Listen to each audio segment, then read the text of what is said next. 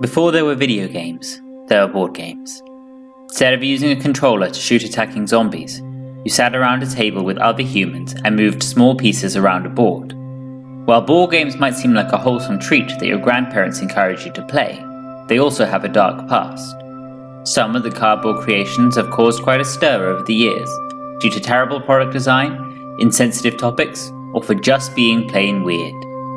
But what does it take for a board game to actually get banned? Sometimes, the line between satire and offensive can be a little blurred. Pretty much all games are created in good fun with the intention of amusing or entertaining people.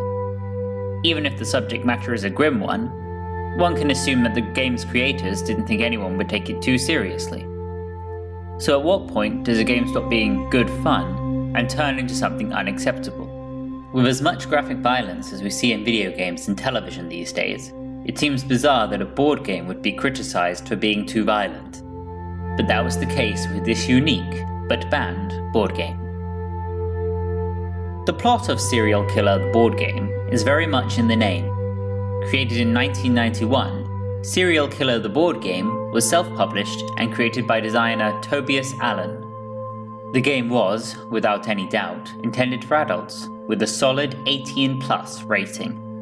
Given how small the project was, it's hard to gather the exact details of the gameplay, but the basic goal of the game was to become a serial killer. Serial Killer the board game was created for up to 4 players. Players travelled around a board of the United States with only one goal: to commit murder.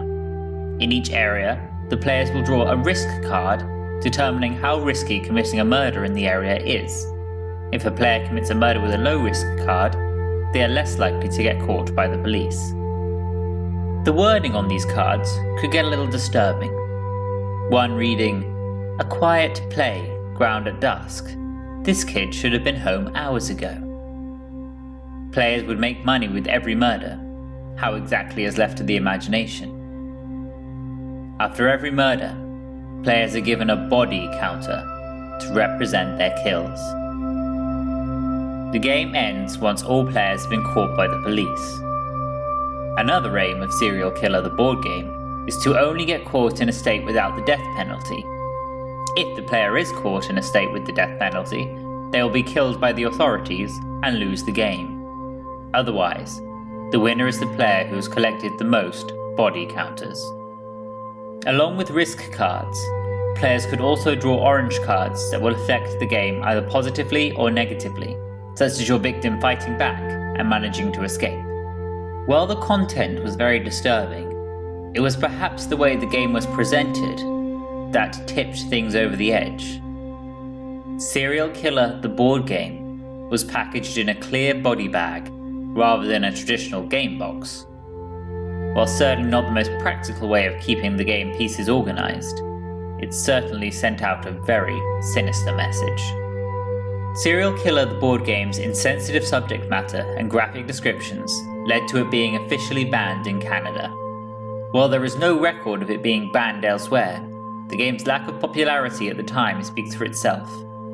Allegedly, only 2,000 copies of the game were ever made. While the game may have been too graphic for the 90s, game collectors today are eager to play the game, with copies being sold for over $1,000. But if your budget can't stretch that far, the game board and game cards can be downloaded from Steam. Hey guys, thanks for watching. Please remember to like, subscribe, follow us on Twitter, and visit heypoorplayer.com.